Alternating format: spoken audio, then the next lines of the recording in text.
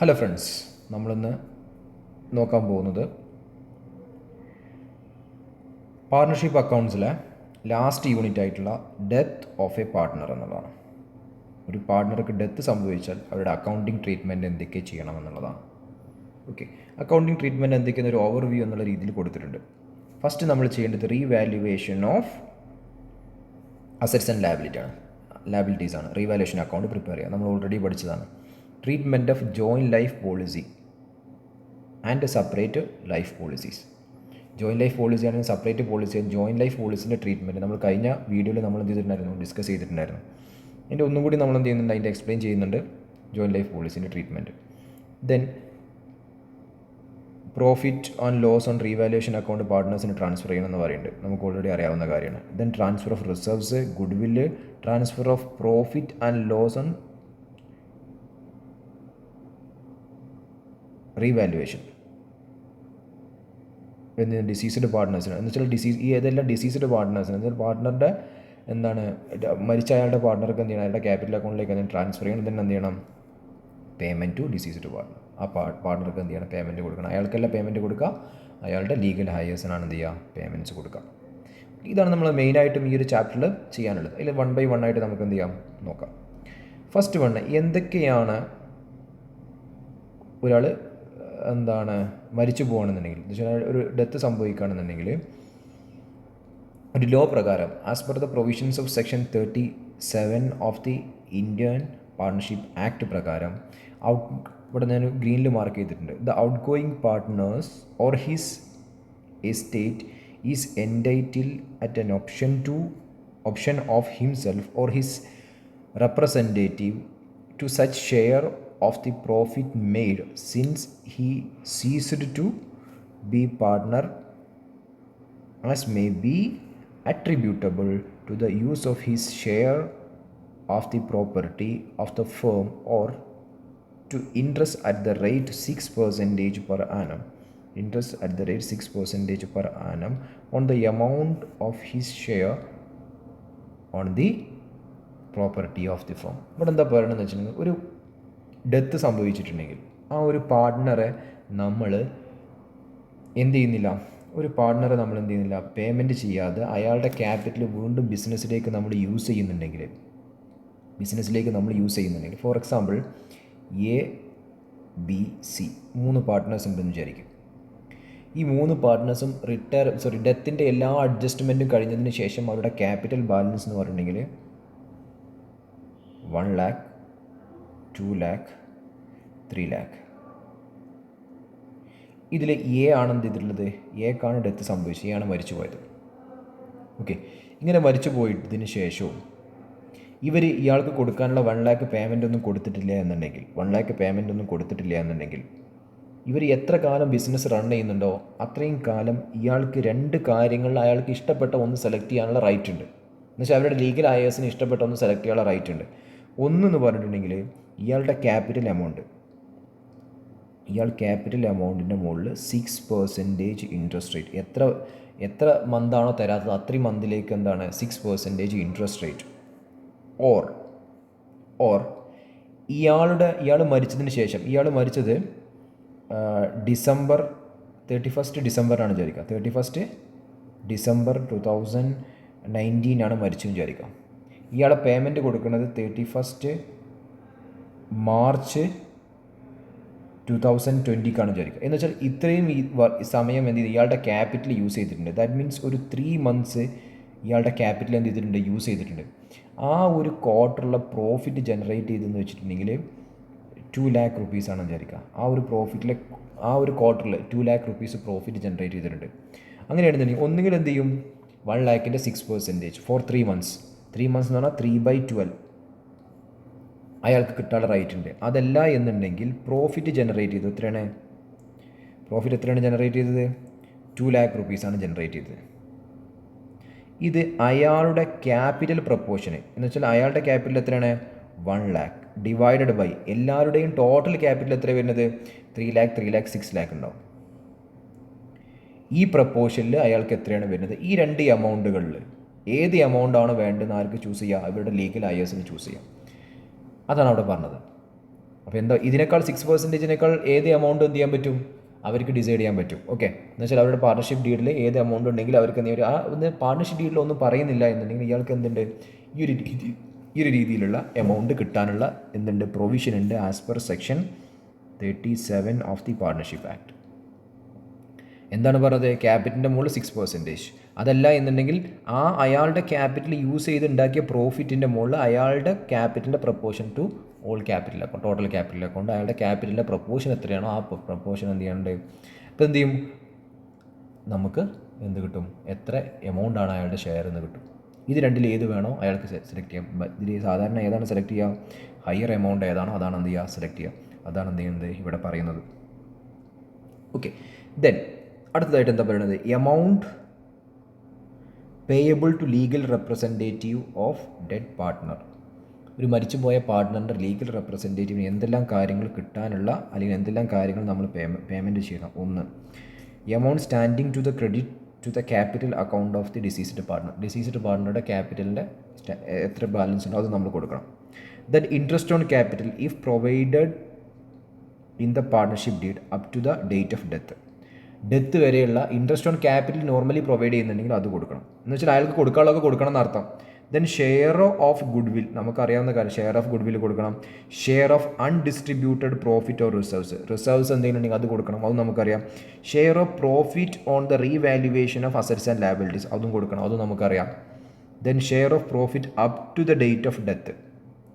അപ്പോൾ അയാൾ മരിക്കുന്നത്, ഇപ്പോൾ ശ്രദ്ധിക്കാം, 1/1/2020 അയാൾ മരിക്കണം വിചാരിച്ചോളൂ. 1/1/2020 അയാൾ മരിക്കുന്നത്. അപ്പോൾ എന്നാണ് ബുക്സ് ഓഫ് അക്കൗണ്ട്സിൽ ക്ലോസ് ചെയ്ത്, 31/3/2019 ബുക്സ് ഓഫ് അക്കൗണ്ട്സ് ക്ലോസ് ചെയ്തിട്ടുണ്ടാവുക. ഈ ഡേറ്റ് മുതൽ ഇതുവരെ കമ്പനി എത്ര പ്രോഫിറ്റ് ഉണ്ടാക്കിയിട്ടുണ്ടാവും, അതിൽ അയാളുടെ ഷെയർ അയാൾക്ക് എന്ത് ചെയ്യും, കിട്ടും. അയാൾക്ക് കിട്ടും. അത് കിട്ടാനുള്ള റൈറ്റ് എന്തുണ്ട്, അയാൾക്കുണ്ട്.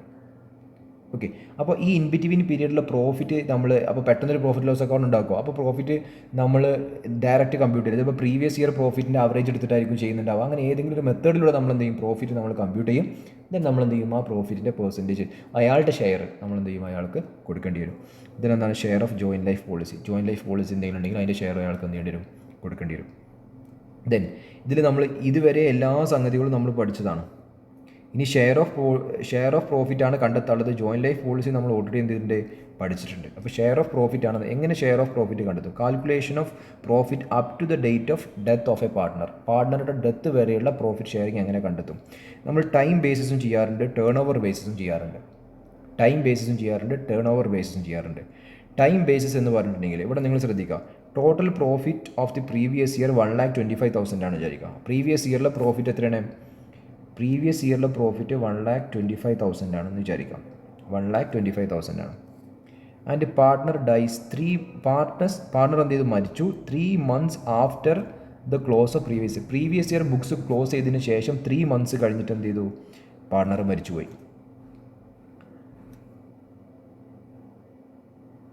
ദ പ്രോഫിറ്റ് ഓഫ് 3 months, ഈ പ്രോഫിറ്റ് ഓഫ് 3 months എങ്ങനെ കാൽക്കുലേറ്റ് ചെയ്യുന്നത് വെച്ചാൽ ടൈം ബേസിസിൽ കമ്പ്യൂട്ട് ചെയ്യും. എന്ന് വെച്ചാൽ പ്രീവിയസ് ഇയറിലെ ടോട്ടൽ പ്രോഫിറ്റ് എത്രയാണ്, 1,25,000 ആണ്. അപ്പോൾ ഏകദേശം ഈ ഒരു പ്രോഫിറ്റും ഈ ഒരു വർഷം ഉണ്ടാവും എന്നുള്ള അസംഷൻ എടുക്കും. എന്നിട്ട് 3 monthsലേക്ക് നമ്മൾ കമ്പ്യൂട്ട് ചെയ്യും.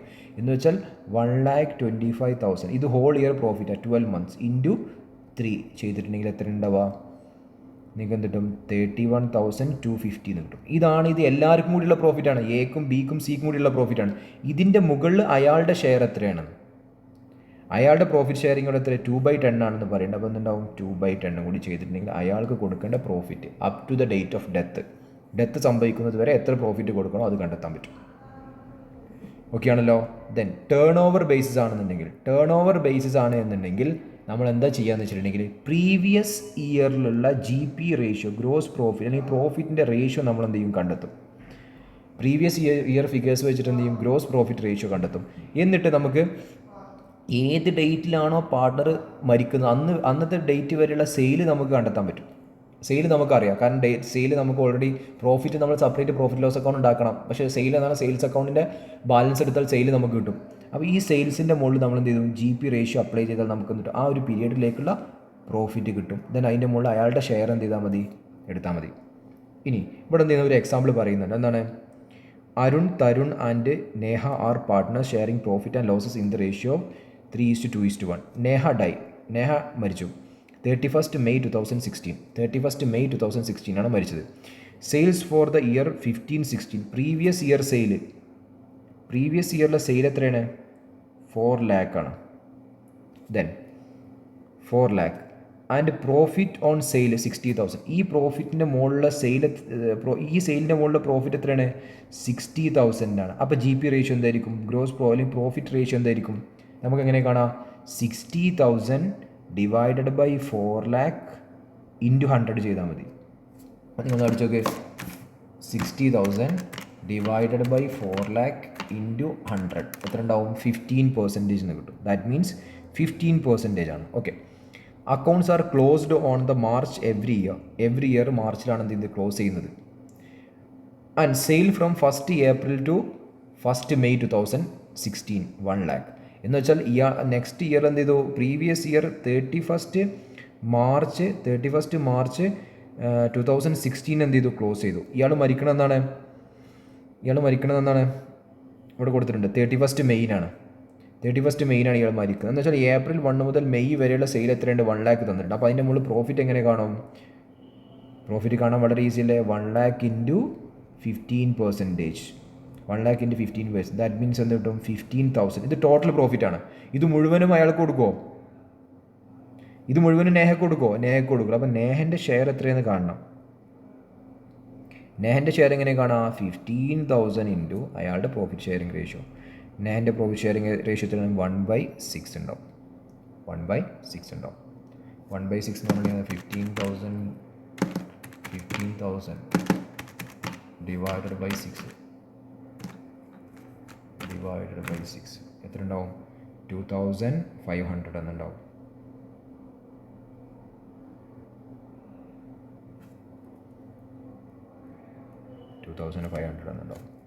ഇങ്ങനെ നമുക്ക് എന്ത് ചെയ്യാൻ പറ്റും? ടേൺ ഓവർ ബേസിൽ എന്ത് ചെയ്യാൻ പറ്റും? പ്രോഫിറ്റ് ചെയ്യും. ഇത് ഇയാൾക്ക് എന്ത് ചെയ്യും? ട്രാൻസ്ഫർ ചെയ്ത് കൊടുക്കും. ഇയാളുടെ ക്യാപിറ്റൽ അക്കൗണ്ടിലേക്ക് കൊടുക്കും. ഓക്കെ. ദെൻ അടുത്തതായിട്ട് അതിൻ്റെ പ്രോബ്ലമാണ് ഇവിടെ ചെയ്യുന്നത്. ഓക്കെ. അടുത്തതായിട്ട് നമ്മൾ എന്ത് ചെയ്യണം? ജോയിൻറ്റ് ലൈഫ് പോളിസി എങ്ങനെ ട്രീറ്റ്മെൻറ്റ്? നിങ്ങൾ എന്ത് ചെയ്യണം?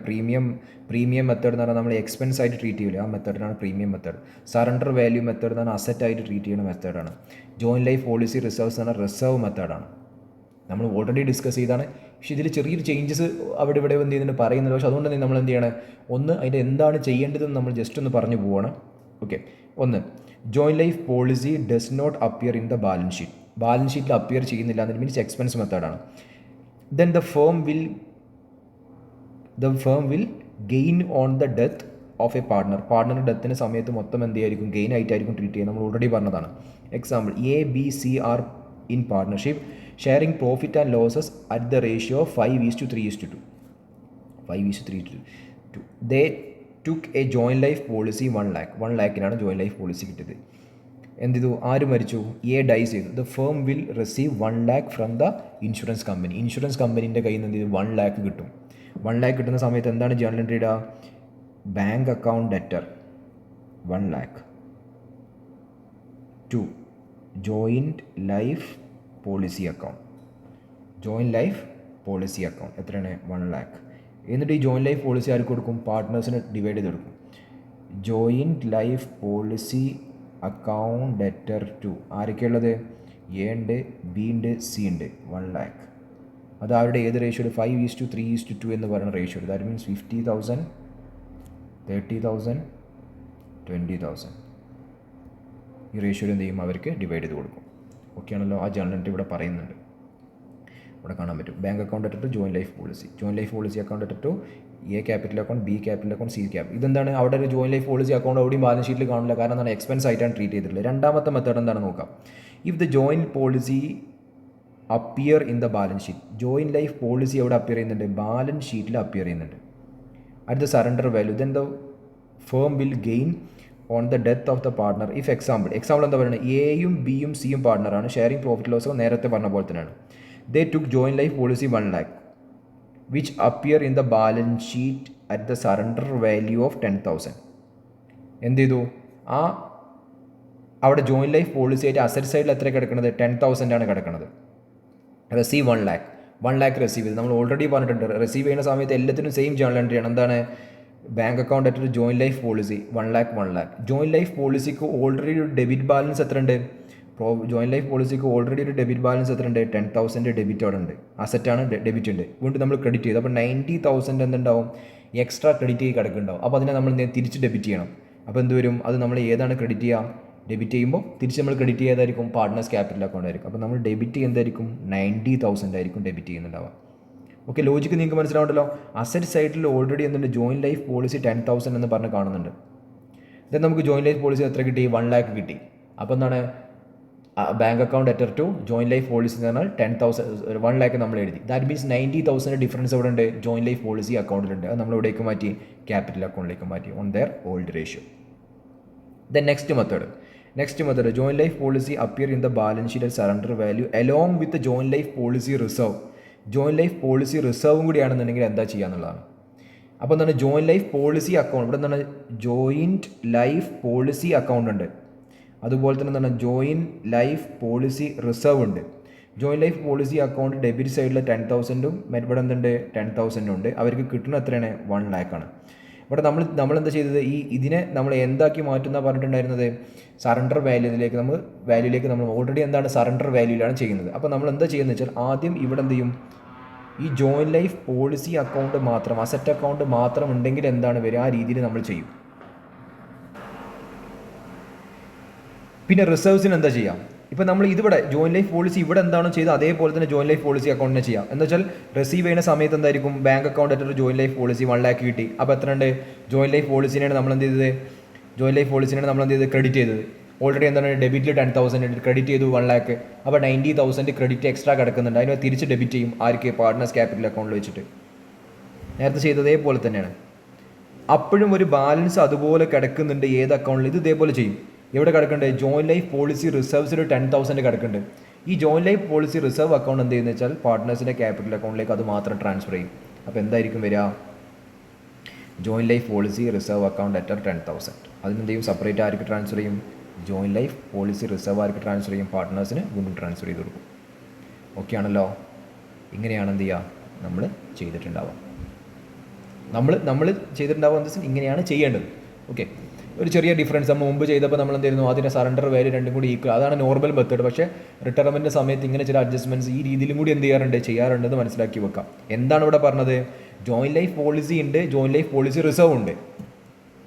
രണ്ടും എന്താണ്? സറണ്ടർ വാല്യൂയിലാണ് 10,000 കിടക്കുന്നത്. അപ്പോൾ ജോയിൻറ്റ് ലൈഫ് പോളിസി കിട്ടുന്ന സമയത്ത് ബാങ്ക് അക്കൗണ്ട് ആയിട്ട് ജോയിൻറ്റ് ലൈഫ് പോളിസി 1 lakh എന്ന് ഇടാം. അപ്പോൾ എന്തായി? അവിടെ ക്രെഡിറ്റ് ആയി കിടന്നു. ഏതാണ് ക്രെഡിറ്റ് ആയത്? ജോയിൻറ്റ് ലൈഫ് പോളിസി അക്കൗണ്ട് ഡെബിറ്റുള്ളത് ക്രെഡിറ്റ് ആയി. എത്രയാണ്? 90,000 ക്രെഡിറ്റ് ആയി. അപ്പോൾ നമ്മൾ എന്ത് ചെയ്യണം? ആ 90,000 നമ്മൾ ഡെബിറ്റ് ചെയ്യും. പാർട്ട്നേഴ്സ് ക്യാപിറ്റൽ അക്കൗണ്ടിൽ നമ്മൾ എന്ത് ചെയ്യും? ക്രെഡിറ്റ് ചെയ്യും. വീണ്ടും റിസർവ്സിൽ ഓൾറെഡി ക്രെഡിറ്റ് ചെയ്ത് കിടക്കുന്നുണ്ട്. റിസർവ്സിൽ 10,000 ക്രെഡിറ്റ് എടുക്കുന്നുണ്ട്. അത് വീണ്ടും നമ്മൾ എന്ത് ചെയ്യണം? പാർട്ട്നേഴ്സിന് ഡിവൈഡ് ചെയ്ത് കൊടുക്കണം ഓൾഡ് പ്രോഫിറ്റ് ഷെയറിംഗ് റേഷ്യോയിൽ. ഓക്കെ ആണല്ലോ. ദെൻ സെപ്പറേറ്റ് പോളിസി ആണെന്നുണ്ടെങ്കിൽ എന്താ ചെയ്യേണ്ടതെന്നുള്ളതാണ്. സെപ്പറേറ്റ് പോളിസി ആണെന്നുണ്ടെങ്കിൽ എന്താണ് ചെയ്യേണ്ടത്? സെപ്പറേറ്റ് പോളിസി ആണെന്നുണ്ടെങ്കിൽ എന്ത് ചെയ്യണമെന്ന് വെച്ചാൽ ശ്രദ്ധിക്കാം. എ ബി സി ഓക്കെ, ഇവരുടെ policy 1 lakh, 2 lakh, 3 lakh. Then surrender value. Surrender ചെയ്താൽ കിട്ടുന്നത് 10,000, 20,000, 30,000 അങ്ങനെ ആയിക്കോട്ടെ. 30,000. ഓക്കെ, ഇതിൽ ആരാണ് മരിക്കണമെന്ന് വെച്ചിട്ടുണ്ടെങ്കിൽ സി ആണ് പോകുന്നത്. സി മരിക്കണം. സി മരിച്ചു. സി മരിക്കണ സമയത്ത് സീൻ്റെ 3 lakh എന്ത് ചെയ്യും? കിട്ടും. എന്താ ഉണ്ടാവുക? Bank account debtor to joint life policy of C. ഇവിടെ നമ്മൾ സി എന്ന് കൊടുക്കണം. എത്രയാണ്? 3 lakh. ഓക്കെ, ദെൻ നമ്മൾ എന്ത് ചെയ്യുന്ന വെച്ചിട്ടുണ്ടെങ്കിൽ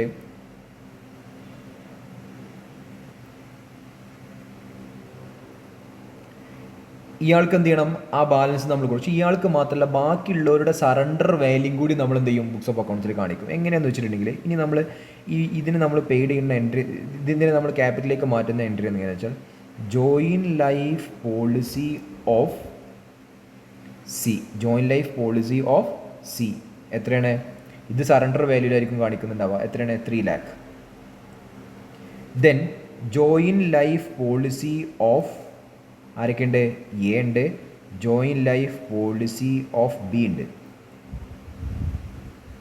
എത്രയുണ്ട്, ഇത് നമ്മൾ എന്ത് ചെയ്യുക, ഇവരുടെ സറണ്ടർ ഇത് നമ്മൾ ഏത് വാല്യൂലാണ്, പോളിസി വാല്യൂ. ദാറ്റ് മീൻസ് ഇയാൾ മരിച്ചപ്പോൾ പോളിസിയിലുള്ള എമൗണ്ട് കിട്ടും. ഇവർ മരിച്ചിട്ടില്ല, അപ്പോൾ എന്താണ് അവർക്ക് എന്ത് ചെയ്യും, അവരുടെ സറണ്ടർ വാല്യൂ മാത്രമായിരിക്കും ഉണ്ടാവുക. ദാറ്റ് മീൻസ് എക്ക് എത്ര ഉണ്ട്, 10,000 ഉണ്ട്. ബിക്ക് എത്ര ഉണ്ട്, 20,000 ഉണ്ട്. ഇത് മൊത്തം ടു അല്ല ആർക്ക് കൊടുക്കും, ടു എ,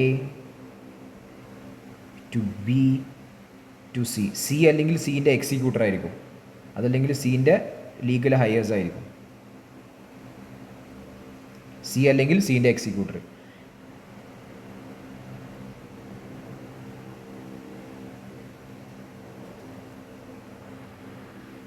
അപ്പോൾ ഇവരുടെ പ്രോഫിറ്റ് ഷെയറിംഗ് റേഷ്യോ എത്രയാണ്, 5:3:2 ആണെന്ന് വിചാരിക്കാം. എങ്ങനെയായിരിക്കും കിട്ടുക, മൊത്തം 3,30,000 വരും. 3,30,000 വരും. ഓക്കെ, 3,30,000 അല്ല, 3,30,000. 3,30,000 ഡിവൈഡഡ് ബൈ 10 ഇൻറ്റു 5 ഇയാൾക്ക് വരും 1,65,000. ബിക്ക് എന്ത് വരും, 99,000. 66,000. ഇങ്ങനെ ആയിരിക്കും വരുന്നുണ്ടാവുക. ഓക്കെ ആണല്ലോ. Then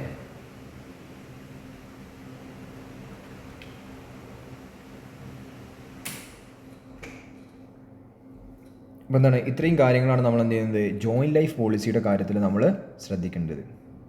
then special transaction in case of death, payment of deceased partner. Deceased പാർട്ട്നേഴ്സിൻ്റെ സ്പെഷ്യൽ ട്രാൻസാക്ഷൻ നമ്മൾ ഓൾറെഡി എന്താണ് 6% ഇൻട്രസ്റ്റ് റേറ്റ് നമ്മൾ ഓൾറെഡി ഡിസ്കസ് ചെയ്തതല്ലേ. ഇത് നമ്മൾ എന്ത് ചെയ്തു, ആ പ്രോഫിറ്റിനെ ട്രാൻസ്ഫർ ചെയ്യുന്ന എൻട്രി, എൻട്രിയാണ് പറയുന്നത് എന്താണ്, profit and loss suspense account debtor to S capital. എക്ക് കൊടുക്കണം എന്നാണ് പറയുന്നത്. എക്ക് നമ്മൾ എന്ത് ചെയ്യണം, ആരാണ് മരിച്ചു പോകുന്നത് അയാൾക്ക് കൊടുക്കണം. പ്രോഫിറ്റ് എന്ത് ചെയ്യണം, അയാൾക്ക് കൊടുക്കണം എന്നാണ് പറയുന്നത്. ആ പ്രോഫിറ്റ് കൊടുക്കുമ്പോൾ ജേണൽ എൻട്രി എങ്ങനെ ചെയ്യും, പ്രോഫിറ്റ് ആൻഡ് ലോസ് അക്കൗണ്ട് എഴുതാൻ പറ്റില്ല. അപ്പോൾ നമ്മൾ എന്ത് ചെയ്യും, ഒരു സസ്പെൻസ് അക്കൗണ്ടിലേക്ക് മാറ്റും. ദെൻ ഈ സസ്പെൻസ് അക്കൗണ്ടിനെ നമ്മൾ എന്ത് ചെയ്യും, ആ ഇയർ എൻഡിൽ നമ്മൾ എന്ത് ചെയ്യും, പ്രോഫിറ്റ് ലോസ് അക്കൗണ്ടിലേക്ക് ട്രാൻസ്ഫർ ചെയ്യും. അതാണ് ഇവിടെ പറയുന്നത്. At the end of the year 2016, the profit loss suspense account will be transferred to the profit and loss account. Profit loss അക്കൗണ്ടിലേക്ക് എന്ത് ചെയ്യും, ട്രാൻസ്ഫർ ചെയ്യുമെന്നാണ് പറഞ്ഞത്. ഓക്കെ ആണല്ലോ. ഇത്രയും കാര്യങ്ങളാണ് നമ്മൾ എന്ത് ചെയ്യേണ്ടത്, ഇവിടെ തിയററ്റിക്കൽ ഏരിയ ആയിട്ട് നമുക്ക് എന്ത് ചെയ്യാനുള്ളത്, ഡിസ്കസ് ചെയ്യാനുള്ളത്. ഓക്കെ, ഇനി ഇവിടുന്ന് അങ്ങോട്ട് നമ്മൾ എന്താണുള്ളത്, പ്രോബ്ലംസ് ആണെന്ത് അധികം ചെയ്യാനുള്ളത്. ഓക്കെ, തിയറി ഏരിയാസ് നമ്മൾ ഓൾറെഡി എന്ത് ചെയ്തു, എല്ലാം ഡിസ്കസ് ചെയ്ത് കഴിഞ്ഞു. ഇനി നമുക്ക് എന്ത് ചെയ്യാം, പ്രോബ്ലമാറ്റിക് ആയിട്ട് ഇതെങ്ങനെ നമുക്ക് ചെയ്യാം എന്നുള്ളത് നമുക്ക് എന്ത് ചെയ്യാം, നെക്സ്റ്റ് വീഡിയോ മുതൽ നമുക്ക് എന്ത് ചെയ്യാം, സ്റ്റാർട്ട് ചെയ്യാം. ഓക്കെ, തിയറി വേറെ, പ്രോബ്ലംസ് വേറെ ആയിട്ട് തന്നെ നമ്മൾ ചെയ്യണം. നിങ്ങൾക്ക് വാച്ച് ചെയ്യുമ്പോൾ ഫോർ കൺവീനിയൻസിന് വേണ്ടിയിട്ടാണ്. ഓക്കെ, നമുക്ക് എന്ത് ചെയ്യാം, ഇല്ലുസ്ട്രേഷൻ 1 നമുക്ക് നെക്സ്റ്റ് വീഡിയോയിൽ കാണാം. Thank you.